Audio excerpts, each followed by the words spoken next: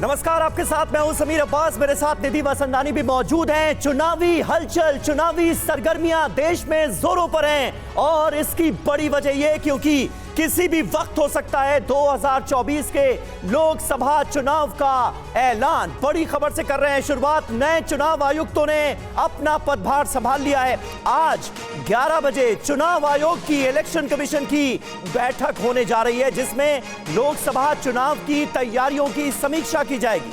11 बजे का वक्त मुकर्रर किया गया है। 11 बजे चुनाव की तैयारियों पर आयोग की ये अहम बैठक होने जा रही है जिसमें चीफ इलेक्शन कमिश्नर के साथ दो जो नए इलेक्शन कमिश्नर्स नियुक्त किए गए हैं वो भी मौजूद रहेंगे। तो सुबह 11 बजे का वक्त है जब इलेक्शन कमीशन की यह महत्वपूर्ण बैठक होगी। 2024 के लोकसभा चुनाव की तैयारियों पर मंथन किया जाएगा और आज इस बड़ी बैठक के बाद क्या इलेक्शन कमीशन से कोई बड़ी जानकारी सामने आती है, इस पर भी सबकी नजरें होंगी क्योंकि अब कहा यह जा रहा है कि किसी भी वक्त चुनाव की तारीखों का ऐलान मुमकिन है।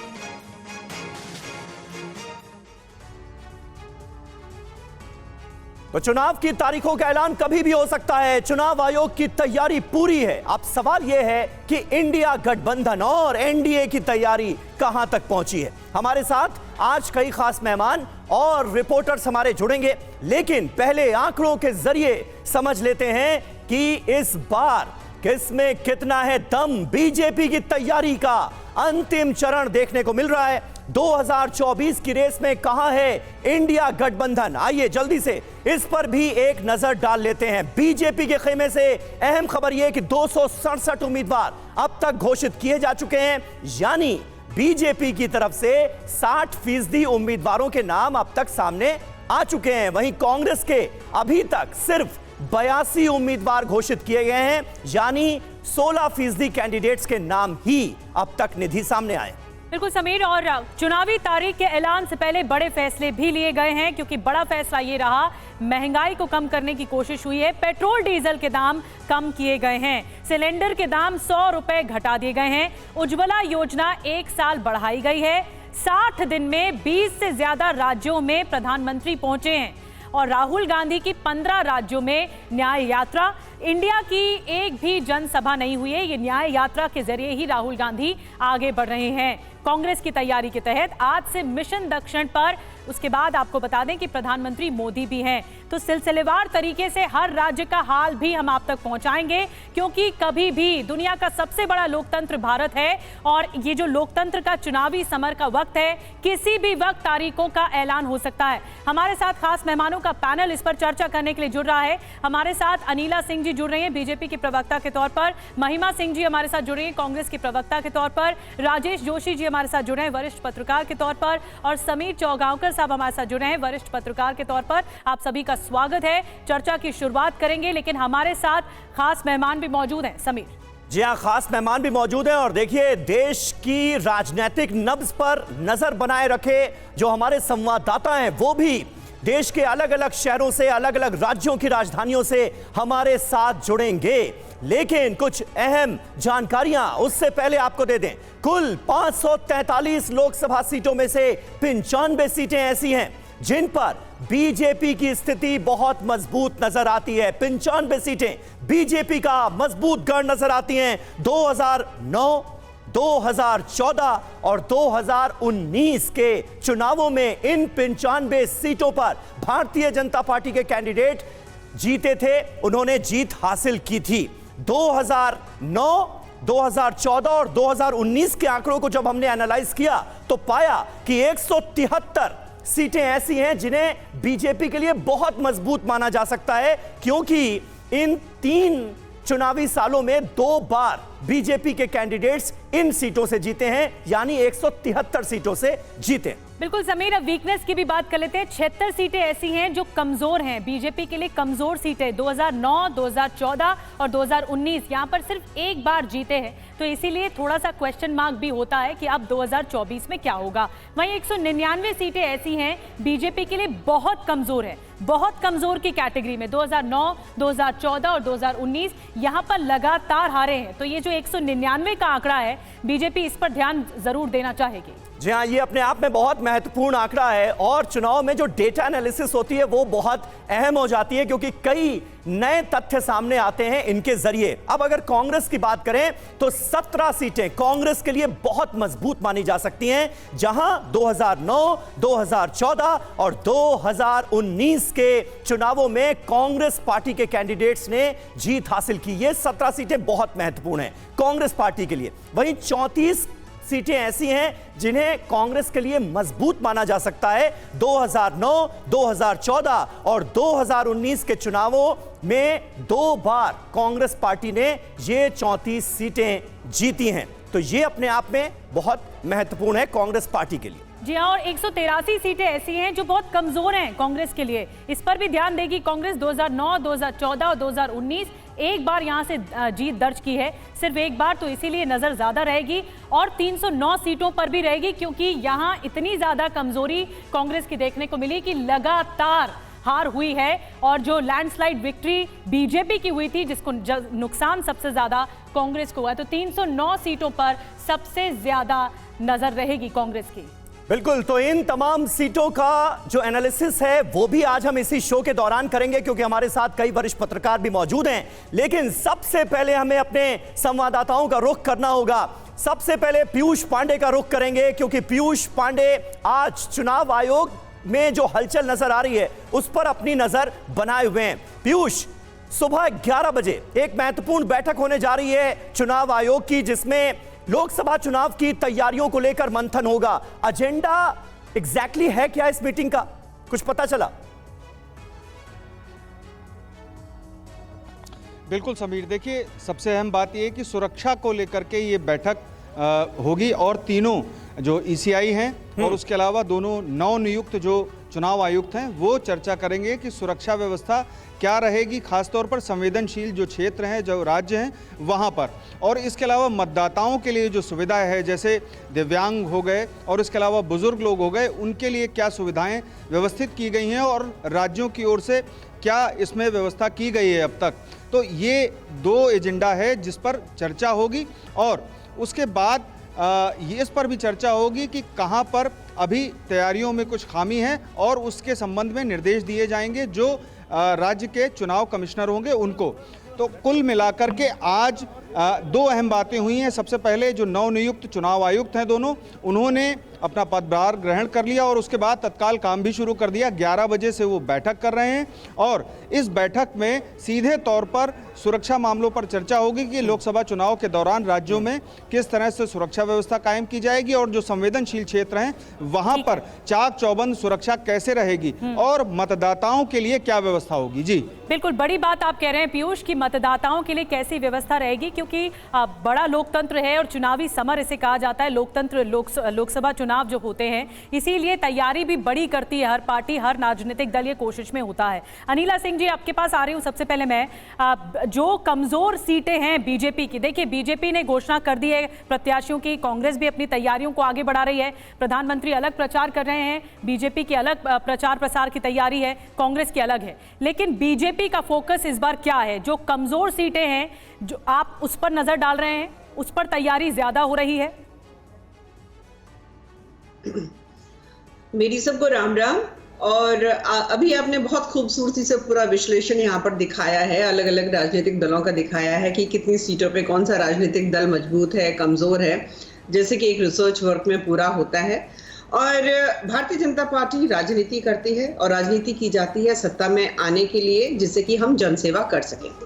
डेफिनेटली जो हमारे मजबूत गढ़ है उस पर भी हम कार्य कर रहे हैं और जहां हमारी थोड़ी भी कमजोरी है उस पर हम बेहद ज्यादा कार्य कर रहे हैं। भारतीय जनता पार्टी अपने संगठन के लिए जानी जाती है, अपने अनुशासन के लिए जानी जाती है और यही हमारा सबसे मजबूत हथियार है, जिसकी वजह से 2014 से हम मजबूती से राष्ट्र की राजनीति में जमे हुए हैं। पूरा विपक्ष एक हो गया है। किसके खिलाफ एक हो गया है? नरेंद्र मोदी जी के खिलाफ एक हो गया है। और आप देख रहे हैं कि इस अलायंस में भी किस प्रकार की फूट हो रही है। गठबंधन है कि या किस प्रकार का ये बंधन है, ये आपको भी पता है, मुझे भी पता है। पर अगर आप भारतीय जनता पार्टी के कार्यकर्ता के रूप में आप मुझसे पूछेंगी तो मैं ये कहूंगी, एक एक सीट, एक एक मंडल जो है हमारे लिए बहुत महत्वपूर्ण है। छोटे से कार्यकर्ता से लेकर जो हमारे शीर्ष नेतृत्व हैं, जो भारतीय जनता पार्टी के कार्यकर्ता भी हैं, सारे के सारे मेहनत कर रहे हैं और जीतने के लिए मेहनत। ठीक है, महिमा जी भी हमारे साथ मौजूद हैं। महिमा जी, कांग्रेस पार्टी के खेमे से जो अहम खबरें हमने दी उसमें यह भी बताया कि बीजेपी और कांग्रेस की अगर तुलना की जाए तो देखिए उन्होंने कितने कैंडिडेट्स घोषित कर दिए और आपकी पार्टी ने कितने कैंडिडेट घोषित किए। क्या इंडिया गठबंधन में जो सीटों के बंटवारे को लेकर पेच है वो कई जगहों पर फंसा हुआ है, जिसकी वजह से अभी ज्यादा कैंडिडेट घोषित नहीं किए गए? जय हिंद। सबसे पहले तो मैं भारतीय जनता पार्टी की प्रवक्ता को और पूरी भारतीय जनता पार्टी को ये एक संदेश देना चाहूंगी भारत की जनता की ओर से कि वो जो एक शख्स यहाँ तुमसे पहले तख्त नशीं था, वो जो एक शख्स यहाँ तुमसे पहले तख्त नशीं था, उसको भी अपने खुदा होने पे इतना ही यकीन था। कांग्रेस पार्टी इससे पहले तो तख्त नशीं आप लोग थे। नहीं, ये जो देखिए हमें भी तो जो जनता ने है उत्तर दिया ना, तो वही उत्तर भारतीय जनता पार्टी को इस बार मिलने जा रहा है। चुनावी बॉन्ड की सच्चाई सर्वोच्च न्यायालय ने खोल के सबके सामने रख दी। इस सरकार की सारी सच्चाइयां आज एकदम उसकी जो दर्दनाक सच्चाई है पूरी जनता के सामने मौजूद है, और ऐसे में जनता रुख कर रही है उन मुद्दों का जो उनके असल मुद्दे हैं, जिन्हें वापस पॉलिटिकल डिस्कोर्स में, चुनावी डिस्कोर्स में लाने का काम राहुल गांधी जी लगातार कर रहे हैं। जिसमें कि हमने जो 5 गारंटियों की बात की, 5 न्याय की बात की। महिमा जी 309 सीटें ऐसी हैं जहां पर कांग्रेस को लगातार हार मिली है। उसके बाद दोबारा सवाल कर लीजिएगा, लेकिन एक मिनट निधि जी, मेरी बात मैं रख दूं, मुझे 1 मिनट का समय आप दे दीजिए बिना हस्तक्षेप के, उसके बाद आप सवाल कर लीजिएगा। आज ये आलम है इस देश के अंदर कि जो जनता के मुद्दे हैं वो पूरी तरह से रेस से बाहर हो चुके थे, चाहे वो बेरोजगारी का मुद्दा हो, महंगाई का मुद्दा हो। अमृतकाल का नाम देकर के एक ऐसी तस्वीर दिखाने का काम भाजपा ने किया जिससे उन्होंने ऐसा माहौल बनाया कि जैसे भारत तो एकदम स्वर्ग बन गया हो, जबकि जगह जगह हम देख रहे हैं दिन में 83 महिलाओं का रेप हो रहा है। हमने देखा कि किस तरह से जो गैस की कीमतों के, पेट्रोल की कीमतों के मुद्दे तो आप बता रही हैं, लेकिन ग्राउंड रियलिटी पर जाने की जरूरत है। हर राजनीतिक दल यही कोशिश करेगा चुनाव में जीतने के लिए कि ग्राउंड रियलिटी के मुद्दे देखे जाएं और उसी पर लड़ा जाए। बहरहाल कुछ और राज्यों के जो इस वक्त समीकरण है वो बताना बहुत जरूरी हो जाता है कि अगर पहले बिहार की बात की जाए तो 40 लोकसभा सीटें आती हैं। उत्तर प्रदेश से शुरुआत करते हैं। उत्तर प्रदेश क्योंकि देश का सबसे बड़ा सूबा है। अगर कास्ट समीकरण की बात की जाए तो यहाँ पर जनरल कैटेगरी में 19%, यादव ओबीसी में 9%, नॉन यादव ओबीसी में 12%, लोअर ओबीसी में 20%, एससी एसटी में 21% और मुस्लिम में 19%। तो ये कास्ट समीकरण है जिसमें मतदाता बटे हुए हैं। अब देखना होगा कि इनका रुझान किस तरफ रहता है। और चुनावों में जातिगत समीकरण बहुत मायने रखते हैं। बिहार की 40 सीटों के जो आंकड़े हैं वो अब आपके सामने रहे। जनरल कैटेगरी के 15.52%, ओबीसी 27% से ज्यादा, ईबीसी 36% से ज्यादा और एससी 19.65%, एसटी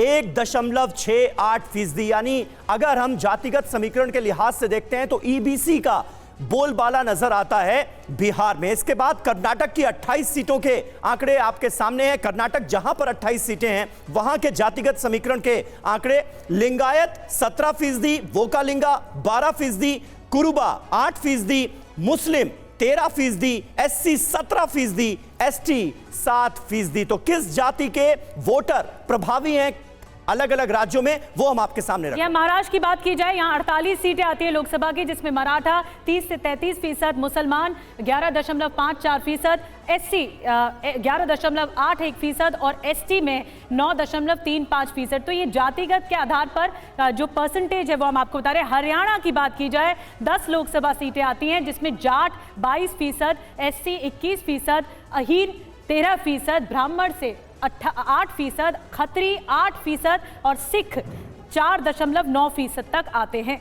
जी हाँ, राजस्थान का जिक्र करते हैं जल्दी से, जहां से 25 सीटें आती हैं लोकसभा की। एससी 17.83%, राजस्थान में एसटी 13.48%, मुसलमान 9%, जाट 10%, गुर्जर 5%, ब्राह्मण 7%, राजपूत 6%। ये राजस्थान का जातिगत समीकरण है। छत्तीसगढ़ से 11 सीटें आती हैं, ओबीसी यहां 22% हैं, एसटी 30.62% हैं और एससी 12.82% हैं। ये छत्तीसगढ़ के आंकड़े। जी हाँ, छत्तीसगढ़ के उसमें आगे साहू 12%, यादव 9% और ब्राह्मण 5% आते हैं। 11 सीटें आती हैं लोकसभा की।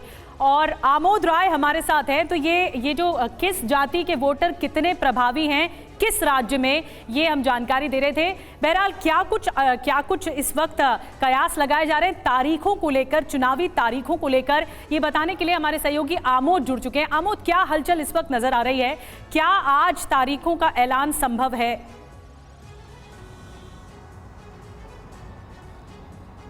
देखिए निधि, आज तारीखों का ऐलान हो सके तो हो सकता है, सेकेंड हाफ में एक संभावना बनती है, लेकिन ज़्यादा चांसेस ये लग रहे हैं कि कल तारीखों का ऐलान हो सकता है। और अभी थोड़ी देर पहले जब दोनों चुनाव आयुक्त, जो नवनियुक्त चुनाव आयुक्त हैं, उनकी एक तरह से ऑफिशियल ज्वाइनिंग हुई है, एक बैठक रखा गया है 11 बजे, तकरीबन 1-1.5 घंटा वो बैठक चलेगा। तो आज संभावना थोड़ी क्षीण जरूर दिखाई देती है चुनाव की घोषणा की। ये जरूर है कि आज से प्रधानमंत्री एक तरह से देखिए तो चुनावी दौरे पर निकल चुके हैं। आज वो पहली बार चुनावी दौरे पर निकले हैं और भले ही चुनाव की तारीखों का ऐलान नहीं हुआ है, लेकिन आज उनकी दक्षिण में, जिसकी चर्चा अभी आप कर रही थी कि उनकी जो कमजोर नब्ज है, उनकी जो कमजोर कड़ी है, उस तरफ निकल चुके हैं। तो ये अब दिखने लगा है कि चुनाव आज शाम तक घोषित हो या कल घोषित हो, घोषित होना लगभग 24 घंटे के अंदर की बात है। ठीक है, आमोद बने रहिएगा आप हमारे साथ स्टूडियो में। हमारे साथ खास मेहमान मौजूद हैं। राजेश जी, अभी हमने थोड़ी देर पहले अलग अलग राज्यों के जातिगत समीकरण दिखाए। प्रधानमंत्री नरेंद्र मोदी इस बार एक बड़ी बात का जिक्र करते हुए भी नजर आए कि युवा, महिला, किसान और गरीब, मैं ये 4 जातियां मानता हूं। और दूसरी तरफ ये जातिगत समीकरण। क्या प्रधानमंत्री नरेंद्र मोदी इन चुनावों में जाति को लेकर एक बड़ी लाइन खींचने की कोशिश कर रहे हैं? क्या जो जातिगत समीकरण हैं वो 2024 के लोकसभा चुनाव में वैसे ही मायने रखेंगे जैसे कि पहले के चुनावों में रखते थे, या फिर उसमें कोई बदलाव आप इसकी वजह से देखते हैं? देखिए, प्रधानमंत्री नरेंद्र मोदी ने जब ये घोषणा की कि जाति दरअसल 4 जातियां हैं, महिला और जो अभी आपने गिनाया जी, वो सिर्फ जो कांग्रेस की मांग थी, राहुल गांधी की मांग थी कि जातिगत जनगणना की जाए, उसको ऑब्फस्केट करने के लिए किया था। क्योंकि उन्होंने कहा कि ये सब जाति जो हैं वो इन 4 में शामिल होती हैं। उसके बाद जब 5 राज्यों के चुनाव हुए, कांग्रेस अगर उसमें कहीं भी 2 जगह पर भी, 3 जगह जो 3 मेजर उसमें थे, वहां चुनाव जीतती तो उसकी मजबूत स्थिति होती। लेकिन वो तमाम जाति जनगणना वाले उनके प्लान के बावजूद वो चुनाव हार गए, सिर्फ कर्नाटक या तेलंगाना के अलावा। तो ये अब जो है नरेंद्र मोदी का उसमें एक कदम आगे ही रहे उनसे। वो जो इतने तमाम राज्यों में भारतीय जनता पार्टी जीती, वो इससे बहुत ज्यादा उनको बूस्ट मिला है। और अब जब वो लोकसभा इलेक्शन में जा रहे हैं, भारतीय जनता पार्टी जा रही है, तो इंडिया गठबंधन से 10 कदम आगे बढ़ के जा रही है। जातीय जो इक्वेशंस हैं, देखिए उलट पुलट नहीं होते हैं, लेकिन भारतीय जनता पार्टी ने सस्टेन्ड वे में। और राजेश जी, सारा खेल चुनावों में इक्वेशंस का ही है। जो समीकरण होते हैं, या कितना आप मतदाता तक अपना आधार बढ़ा पाते हैं, अपना जनाधार बढ़ा पाते हैं, यही चुनावों का एक तरह से गेम होता है। पंकज झा हमारे साथ लगातार मौजूद हैं। पंकज झा, बार बार प्रधानमंत्री हर मंच से इस बात का जिक्र करते हैं ज्ञान का, जिसमें गरीब भी आते हैं, युवा भी आते हैं, नारी भी आती हैं। इस बार बीजेपी का फोकस ज्ञान को लेकर ज्यादा है, और आपके साथ कुछ लोग भी हैं, उनसे बातचीत कीजिए कि क्या सोचते हैं इस बार लोकसभा चुनाव को लेकर। देखिए, बिहार की जो जनता है ना, उसके बारे में कहा जाता है कि राजनीति वो ओढ़ते बिछाते हैं, सिर्फ जीते नहीं हैं। और इसीलिए कहते हैं कि जो भी मूवमेंट निकलता है बिहार से ही निकलता है। और एनडीए में यहाँ सीटों का बंटवारा हो चुका है, महागठबंधन में नहीं हुआ। लेकिन बहुत सारे लोग आज यहाँ पर हमारे साथ हैं। और सबसे बड़ी बात यह है कि आज दोपहर बाद मंत्रिमंडल का विस्तार भी हो रहा है, तो लोकसभा चुनाव से पहले ये बताइए, मोदी जी कह रहे हैं 400 पार। बिहार में पिछली बार तो 39 हो गया था 40 में से एनडीए का। इस बार क्या है मामला? अरे नरेंद्र मोदी जी बहुत काम किए हैं 5 साल में बिहार में। जितना बिहार में विकसित हो रहा है, विकास हो रहा है। अरे इस बार भी हो जाएगा। तेजस्वी जी के सभा में तो बहुत भीड़ दिख रही है। ना वे तो पैसा पर न लाया गया भीड़ में। ये जो कह रहे हैं सही कह रहे हैं। हाँ, मूल रूप से सही कह रहे हैं। नरेंद्र मोदी को आना 400 पार करना जो है से संभव है, समझ गए ना, क्योंकि उन्होंने 370 धाराएं हटाई है, ट्रिपल तलाक। अरे वो तो पुरानी बात होगी, आप तो हर रंग का कपड़ा पहन लिए महाराज। क्या है बिहार? मेरे रंग में भारतीय जनता पार्टी है, मेरे रंग में 400 पार ही कर देंगे। मेरे रंग में देश के प्रधानमंत्री नरेंद्र मोदी जी हैं। 405, 400 तो भारतीय जनता पार्टी का लिमिटेड है, 405 हम लोग लेकर। नौजवानों का क्या है इस बार? मतलब कहा जा रहा है कि नौजवानों को रोजगार नहीं मिल रहा, उनके मुद्दे नहीं सुलझाए जा रहे, क्या कहते हैं आप? नहीं, रोजगार मिलेगा अभी नहीं मिला ना? नहीं, अभी तो नहीं, लेकिन मिल रहा है। लेकिन इस बार और ज़्यादा उम्मीद है कि मिलेगा नौजवानों को। इस बार बिहार का मूड क्या कह रहा है नौजवानों के बीच में? इस बार कह रहा है कि ठीक है, 400 पार तो हो ही जाएंगे, उसके बाद जो है नौकरी का बौछार होगा। नौकरी की बौछार होगी, उम्मीद पे है। आप लोगों को क्या लग रहा है कि पिछली बार जैसा हुआ था इस बार वैसा ही रहेगा? उससे बहुत आगे रहेगा। आगे रहेगा। तो आप क्या देख रहे हैं कि अधिकतर लोगों की राय जो है कुछ इस तरीके की है कि मूड एनडीए की तरफ झुका हुआ सा लग रहा है। जी समीर चौगांवकर जी, ये जो इस बार एनडीए 400 पार का ये जो नारा दिया गया है, 370 का टारगेट रखा गया है भारतीय जनता पार्टी के लिए, ये फिर इसका नतीजा क्या होता हुआ आप देखते हैं? क्योंकि ये कार्यकर्ताओं में, बीजेपी के नेताओं में जोश भरने के एक नारे भर के तौर पर देखा जाए, या फिर इस बार ये भारतीय जनता पार्टी के आकलन के तौर पर भी देखा जाना चाहिए कि इस बार एक्सपेक्टेशन ये है? देखिए, 2014 में जब भारतीय जनता प्रधानमंत्री नरेंद्र मोदी के नेतृत्व में जब भारतीय जनता पार्टी चुनाव में गई थी, इस समय मोदी मुख्यमंत्री थे और चुनाव प्रचार अभियान समिति के प्रमुख थे, तब नरेंद्र मोदी ने एक नारा दिया था, अब की बार पूर्ण बहुमत की सरकार, और वो हुआ 282। भारतीय जनता पार्टी पूर्ण बहुमत की सरकार लेके आई। 2019 के अंदर प्रधानमंत्री मोदी ने नारा दिया था, अब की बार 300 पार, वो 303 भारतीय जनता पार्टी सीटें लेकर आई। अब की बार प्रधानमंत्री नरेंद्र मोदी कह रहे हैं कि अब की बार 370 भारतीय जनता पार्टी और 400 एनडीए की।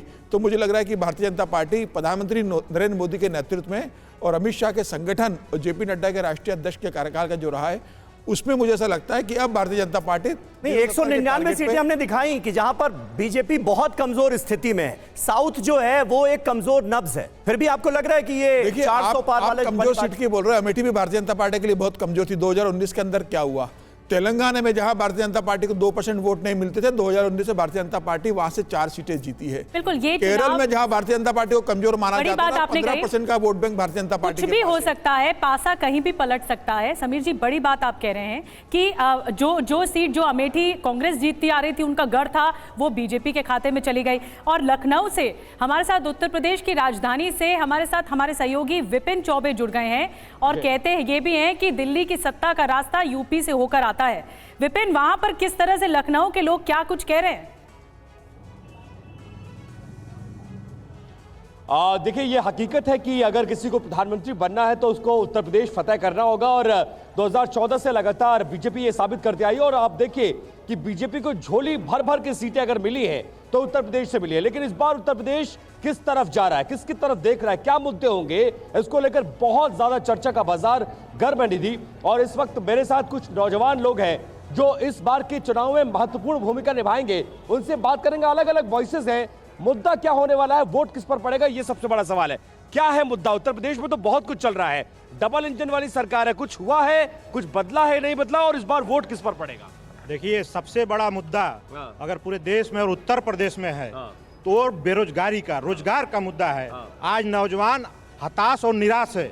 जो सरकार वादा की थी, मैनिफेस्टो में क्या था कि 2 करोड़ नौजवानों को रोजगार देंगे, लेकिन बेरोजगारी एक बड़ा मुद्दा है, रोजगार एक बड़ा मुद्दा है। आपके हिसाब से क्या मुद्दा है? क्या जैसे राम मंदिर का जिक्र हुआ, डेवलपमेंट का जिक्र हुआ, डबल इंजन वाली सरकार कही गई, कोई इंपैक्ट है जमीन पर? इस पर वोट गिरेगा कि नहीं गिरेगा? बिल्कुल गिरेगा, बिल्कुल सरकार रिपीट ही होगी। क्योंकि मुद्दे तो देखिए हर सरकार में आते रहते हैं, कोई इसमें वो वाली बात नहीं। बेरोजगारी पहले भी थी, आज भी है। अब जैसे जैसे सरकार, मतलब एक्चुअल में ऐसा होता है कि बेरोजगारी सरकारी एग्जामों के लिए बहुत लोग डिपेंडेंट होते जा रहे हैं। अब सरकार सीट्स तो उतनी कर सकती है, नई भर्तियां कहाँ से बना देगी? विधानसभा 4 तो बन नहीं जाएंगे, जितनी आरओ होनी चाहिए उतने ही होंगे, जितने आईएएस होने चाहिए उतने ही होंगे। आपको लग रहा है कि एनडीए की हवा उसी तरह से रहेगी या बदल रहा है समीकरण? उससे ज्यादा होगी, पिछली बार से ज्यादा रहेगी। कह रहे पिछली बार से ज्यादा सीटें आएंगे। आपको क्या लग रहा है? बतौर युवा, आप तो बागी बलिया की धरती से आते, क्या लग रहा है आपको? देखिए, ये भारतीय जनता पार्टी की सरकार में जिस तरह से पेपर लीक हो रहे हैं, ये एक मसला है, बहुत बड़ा मुद्दा है। और नौजवानों को रोजगार मिलना चाहिए, रोजगार एक सबसे बड़ा मुद्दा है। पेपर लीक भी मुद्दा है, रोजगार एक बड़ा मुद्दा। क्या लग रहा है आपको, क्या होना चाहिए, क्या हो रहा है? जी देखिए, काम बिल्कुल अच्छे से हो रहा है। रही बात, अगर जो भी नींव रखनी है, सब चीज़ों की नींव रखी जा रही है। यहाँ पे हमारी सरकार ने पहली बात तो इंफ्रास्ट्रक्चर पे ध्यान दिया। सबसे बड़ी चीज इन्वेस्टमेंट आया, रोजगार मिला, लॉ एंड ऑर्डर बढ़िया हुआ, बिल्कुल हो रहा है। सब कुछ बेहतर हो रहा है। क्या हो रहा है, क्या हो रहा है उत्तर प्रदेश में? आप तो समाजवादी पार्टी से ताल्लुक रखते हैं, आप तो खिलाफ बोलेंगे, लेकिन ईमानदारी से बताइए क्या हो रहा है उत्तर प्रदेश में? अखिलेश जी तो बाहर नहीं निकल रहे हैं, यहाँ मोदी जी और योगी जी धुआंधार प्रचार कर रहे हैं। देखिए, बेरोजगारी के साथ महंगाई बड़ा मुद्दा है और साथ ही साथ पेट्रोल डीजल के काम कल रात में तक के सुनिए मेरी बात तो सुनिए।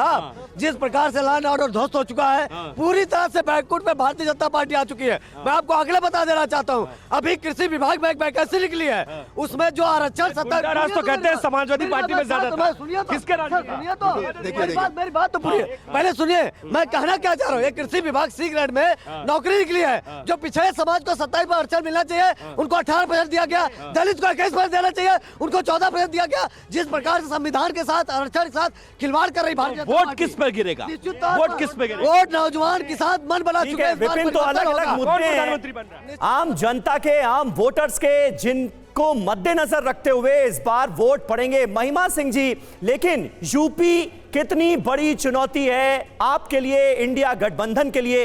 क्योंकि एनडीए का कुनबा बढ़ता हुआ हम देख रहे हैं, इंडिया गठबंधन का जो कुनबा है वो हम घटता हुआ देख रहे हैं। बड़ा चैलेंज आप मानती हैं? आपने अवसर दिया है तो अवसर जरा उचित तरीके से दीजिएगा समीर जी, तो मैं सराहना करूंगी आपकी, क्योंकि पहली दफा भी मैं बात कह रही थी और बीच में आपने टोका और उसके बाद आगे बढ़ गए। आराम से बोलिए महिमा जी। जी देखिए, उत्तर प्रदेश के बारे में जब आप बोल रहे हैं तो मुझे गत 2-4 दिनों की 2 घटनाएं याद आ रही हैं। गिरिराज सिंह जी को उनकी ही पार्टी के द्वारा काले झंडे दिखाए जाना और बाहर का रास्ता दिखा दिया जाना, और अमेठी की जनता, और ये भाजपा के कार्यकर्ताओं ने काले झंडे दिखाए, किसी और ने नहीं। गिरिराज सिंह को काले झंडे भाजपा के कार्यकर्ताओं द्वारा दिखाए जाना और बाहर कर दिया जाना और हाय हाय के नारे लगना। अमेठी के अंदर सुन लीजिए ना समीर जी, सुन लीजिए। नहीं महिमा, अमेठी के अंदर एक मिनट बिहार की तस्वीरें थी जी, मेरी बात तो पूरी कर देने दीजिए। कितनी बड़ी चुनौती भाजपा के लिए वो बता रही हूं मैं आपको जी। अमेठी के अंदर आप भाजपा के कार्यकर्ताओं से आज जाके बात कीजिए। हम रोज न्यूज चैनल्स पर उनके बयान सुन रहे हैं कि न तो सिर्फ स्मृति ईरानी ना आई, ना उन्होंने कोई काम किया, बल्कि ट्रिपल आईटी को और स्टील प्लांट को वहां से बंद कराने का काम किया। उत्तर प्रदेश की जनता के अंदर जमीनी स्तर पर इस समय जो नाखुश हैं वो भाजपा सरकार के साथ, अपने सांसदों के साथ, आप ये देखेंगे कि किस तरह से मुंह तोड़ जवाब उनको मिलने जा रहा है। किसान सरहदों पर आप देख रहे हैं कि दिल्ली और उत्तर प्रदेश की सरहदों पर किस तरह से मौजूद हैं और उनके ऊपर किस तरह से यातनाएं सरकार द्वारा बरसाई जा रही हैं। बहरहाल आपने जातीय समीकरण आपने कहा बहुत जो है महत्व रखते हैं, लेकिन फिर भी ये सरकार न सिर्फ जातीय जनगणना से बल्कि पूरी तरह से जनगणना से किनारा किए हुए है। उसकी गारंटी एक पार्टी दे रही है तो वो कांग्रेस पार्टी है, वो इंडिया है। लेकिन किसानों के मुद्दे का आपने जिक्र किया, किसानों के मुद्दे पर जो पार्टी कल तक आपके साथ थी, आरएलडी जयंत चौधरी की, वो तो एनडीए के खेमे में चली गई, वो बीजेपी के साथ आ गई। जो अपने पूर्वजों के ना हो सके वो हमारे क्या होंगे समीर जी? लेकिन महिमा जी, आप जातिगत जनगणना की बात कर रही हैं, शुरुआत तो बिहार से हुई, बिहार के मुखिया ही फिर एनडीए में चले गए, तो फिर अब कांग्रेस इसे बुहनाने की कोशिश कर रही है। बहरहाल अनीला जी, बारे में ये कहा जा सकता है कि जो अनीला हो सके वो किसी के क्या होंगे। ठीक है, अब सवाल ले लेती हूँ। अनीला जी, बार बार विपक्ष कह रहा है आप सीए लेकर आए क्योंकि चुनाव है, आप महंगाई कम कर रहे हैं क्योंकि चुनाव है, आप हर चीज वो आप लाभार्थियों तक पहुंच रहे हैं क्योंकि चुनाव है। सब चीजें चुनावी आधार पर ही हो रही हैं, बार बार आप पे ये प्रहार हो रहा है।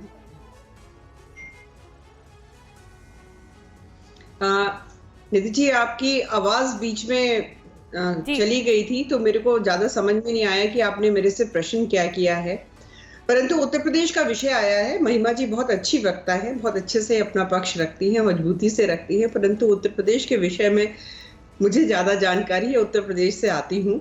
तो मैं आपको बता दूं, अमेठी की चिंता बिल्कुल मत करिए। अमेठी की चिंता के लिए स्मृति ईरानी जी हैं। वहां के लोगों ने दिखा दिया कि अब उस परिवार का कोई भी सदस्य या इस राजनीतिक दल का कोई भी सदस्य वहां से चुनाव लड़ेगा तो फिर से दोबारा मुंह खाएगा। इसीलिए अभी तक वहां से राहुल जी दोबारा चुनाव लड़ने की हिम्मत रखेंगे कि नहीं रखेंगे, उसकी कोई भी उद्घोषणा इस राजनीतिक दल ने नहीं की है। दूसरा, मैं बिल्कुल जानना चाहूंगी कि आप प्रियंका गांधी जी भी चुनाव लड़ने का मन बना रही हैं या नहीं बना रही हैं। चुनाव लड़ने का मन बना रही हैं तो वो कहां से चुनाव लड़ रही हैं, इसके बारे में जानकारी जरूर दे दीजिएगा। जहां तक उत्तर प्रदेश का विषय है, 2014 में उत्तर प्रदेश की जनता ने भारतीय जनता पार्टी को जो आशीर्वाद दिया, उससे ज्यादा हमने देखा कि 17 में दिया, और उससे ज्यादा हमने देखा 19 में 50% vote percentage Bharatiya Janata party के परिवार को, यानी कि एनडीए के परिवार को पड़ा। उत्तर प्रदेश की का आशीर्वाद भारतीय जनता पार्टी के परिवार के साथ रहा, 50%। महिमा जी, 2022 के नतीजे देख लीजिए। अखिलेश जी तो मन बनाकर बैठ गए थे कि वो मुख्यमंत्री बन रहे हैं, पर उत्तर प्रदेश की जनता ने कहा जी नहीं, डबल इंजन की सरकार चाहिए। आज उत्तर प्रदेश में आप देखिए अपराधीकरण कम हो गया। जब पहली बार आपसे प्रश्न किया गया था, आपने नरेंद्र मोदी जी की खामियां गिनाते हुए गिनाया कि किस प्रकार से नारी अपराधीकरण के तहत जो है इतने रेप डेली हो रहे हैं। मैंने तो नरेंद्र मोदी का नाम ही नहीं लिया। लॉ एंड ऑर्डर जो है वो स्टेट सब्जेक्ट होता है। रोजगार में जानना चाहूंगी अनिला जी, हमला इस बात पर भी हो रहा है बार बार कांग्रेस की ओर से, विपक्ष की ओर से, कांग्रेस की ओर से बार बार आप पर यह आरोप लगाया जा रहा है कि जो भी कर रहे हैं वो चुनाव के आधार पर ही कर रहे हैं, चाहे वो आप सीएए लेकर आए या महंगाई को कम कर रहे हैं। मुझे ये बता दीजिए कौन सा ऐसा वर्ष है जब चुनाव नहीं होता। नरेंद्र मोदी जी ने तो कहा ना, शुरू में ही कहा था कि 1 नेशन 1 इलेक्शन कर दीजिए, ये आरोप बंद हो जाएगा, आपके ऊपर भी कभी भी नहीं लगेगा और हमारे ऊपर भी नहीं लगेगा। ठीक है, और जितना भी जो टैक्स पेयर्स का पैसा है वो भी बचेगा। ठीक है राजेश जी, यहाँ पर लेकिन एक सवाल, क्योंकि इस बार इंडिया गठबंधन चुनाव लड़ रहा है एनडीए के अगेंस्ट, और इंडिया गठबंधन की कोशिश ये थी कि ज्यादातर सीटों पर भारतीय जनता पार्टी के खिलाफ विपक्ष का एक कैंडिडेट उतारा जाए। क्या आपको लग रहा है कि 2024 में यह होता हुआ हम देखेंगे? इतनी बड़ी चुनौती इंडिया गठबंधन की तरफ से पेश की जा सकेगी? क्योंकि हकीकत यह है कि अभी तक एक भी साझा रैली इंडिया गठबंधन की नहीं हुई है। नहीं, गलत बात समीर जी, गलत बात। कैसे कैसे आपने बहुत अच्छा प्रश्न, कैसे महिमा जी बताइए। महिमा जी, हम तो इंतजार कर रहे हैं। शायद जी, जिसमें लालू यादव जी का जो बड़ा प्रसिद्ध है, वो इंडिया गठबंधन की रैली नहीं थी, वो आरजेडी की जन विश्वास रैली थी। महिमा जी, उसमें जरूर कुछ नेता थे इंडिया गठबंधन के, लेकिन इंडिया गठबंधन की जो ज्वाइंट रैली होनी थी, संयुक्त जनसभा होनी थी, जो पहली मीटिंग में डिस्कस हुआ था, वो नहीं हुआ। राजेश जी जल्दी से, ये जो अगर पॉलिटिक्स वॉर ऑफ परसेप्शन है तो वो Bharatiya Janata party war of perception को जीत चुकी है, इसमें कोई शक नहीं है। चुनाव में क्या होगा, उसके नतीजे क्या होंगे, उस पर कोई प्रेडिक्शन नहीं कर सकता हूं मैं अभी, क्योंकि हर चुनाव अलग होता है। 2019 के चुनाव से 2024 का चुनाव अलग होगा। इस बार भारतीय जनता पार्टी ज़्यादा और प्रिपेयर्ड नज़र आती है, इसलिए ये बात एक उसके जो खिलाफ जाती है बात वो ये है कि जो 2019 में जो नतीजे आए थे वो ऑप्टिमम लेवल पे पहुंच चुकी थी, अब उससे ज़्यादा कहीं नहीं जा सकती है। उत्तर प्रदेश में अगर वो पूरी 80 की 80 सीटें जीत जाती है, 80 की 80 सीटें अगर जीत जाती है तो उसमें 20-25 का इजाफा होगा। तो आप भारतीय जनता पार्टी के जो सीट्स है वो बढ़ाएंगे कहाँ? बिल्कुल, लेकिन वॉर ऑफ परसेप्शन में नरेंद्र मोदी की भारतीय जनता पार्टी आगे दिख रही है। बिल्कुल राजेश जी, बड़ी बात आपने कही। समीर चौगाकर जी, मैं आपके पास आ रही हूँ। अगर वॉर ऑफ परसेप्शन की ही लड़ाई है, क्योंकि अगर 2014 में देखें तो बीजेपी का वोट शेयर 31% रहा, 2019 में 38% आ गया, अब तो टारगेट 50% का है। तो जो प्रतिस्पर्धा है वोट शेयर की या परसेंटेज की, वो और बढ़ती जा रही है। इसे बाकी दलों को देखना होगा कि वो कैसे आगे बढ़ेंगे, अपनी लकीर बड़ी कैसे खींचेंगे। देखिए, निश्चित रूप से जहाँ तक भारतीय जनता पार्टी की बात है, तो भारतीय जनता पार्टी ने अगर 370 का टारगेट सेट किया तो भारतीय जनता पार्टी जानती है कि इस बार उड़ीसा में से ज़्यादा सीटें मिलने जा रही है, पश्चिम बंगाल में वह ममता बनर्जी से बड़ी पार्टी बनने जा रही है, चंद्रबाबू नायडू के साथ आंध्र प्रदेश में गठबंधन होने के बाद आंध्र प्रदेश में भारतीय जनता पार्टी बेहतर करेगी, तेलंगाना में करेगी, तमिलनाडु में करेगी क्योंकि वह अन्नामलाई बहुत बढ़िया काम कर रहे हैं प्रदेश अध्यक्ष, केरल में भारतीय जनता पार्टी बेहतर प्रदर्शन करेगी। मुझे ऐसा लग रहा है कि भारतीय जनता पार्टी इस बार साउथ के क्षेत्र में बहुत बेहतर प्रदर्शन करने जा रही है, और जिन राज्यों में 2019 साउथ से मिलने वाले झटके कम होंगे बीजेपी के लिए, आप ये कह रहे हैं? भारतीय जनता पार्टी की सीधे साउथ में बढ़ने वाली है। तेलंगाना में 4 सीटें थी, तो इस बार भारतीय जनता पार्टी के वहां से 6 से 7 सीटें आने वाली है। आंध्र प्रदेश में भारतीय जनता पार्टी अपना खाता खोलेगी, केरल में ऐसा होगा पार्टी अपना इस बार खाता साउथ देखिए बड़ी कमजोर मानी जाती है बीजेपी की। भारतीय जनता पार्टी जितने देखिए ऐसा है, मैं सिर्फ एक बात कहना चाहता हूं कि अगर आपको सब कुछ पॉजिटिव ही दिखना है तो इस वक्त प्रेडिक्शन किया जा सकता है कि भारतीय जनता पार्टी 500 सीटें जीत रही है। उसमें मैं कोई चैलेंज नहीं कर सकता हूं, कोई चैलेंज नहीं कर सकता है। ग्राउंड रियलिटी वो चैलेंज तो पार्टियां करेंगी ना जी। वो चैलेंज तो पार्टियां करेंगे, हम तो एनालिसिस पार्टियां करेंगे, लेकिन ग्राउंड रियलिटी पे ध्यान दिया जाना चाहिए कि दक्षिण भारत में भारतीय जनता पार्टी के कदम नहीं है जमे हुए। अभी कर्नाटक का इलेक्शन हार चुकी है वो, अभी तेलंगाना का इलेक्शन भी बीजेपी हार चुकी है, इस पर भी ध्यान दिया जाना। आखिरी सवाल महिमा जी आपसे ले रही हूँ, बहुत कम शब्दों में बताइएगा, अब की बार 400 पार का आपका जवाब क्या है? कांग्रेस का, इंडिया गठबंधन का जवाब क्या है? जल्दी से। जनता देने जा रही है मुंह तोड़ जवाब। लद्दाख के सोनम वांगचुक से पूछिए, बलात्कृत होती हुई महिलाओं से पूछिए, बेरोजगार युवाओं से पूछिए, अगर उन्हें पहली नौकरी पक्की की गारंटी कोई दे रहा है तो वो कांग्रेस है। एमएसपी की गारंटी का वक्त हमारे पास इतना ही था, इसलिए इस चर्चा को यहीं खत्म करना होगा, लेकिन आगे भी ये चर्चा जारी रहेगी क्योंकि तमाम ऐसे मुद्दे हैं जिन पर अभी बहस बाकी है, चर्चा बाकी है।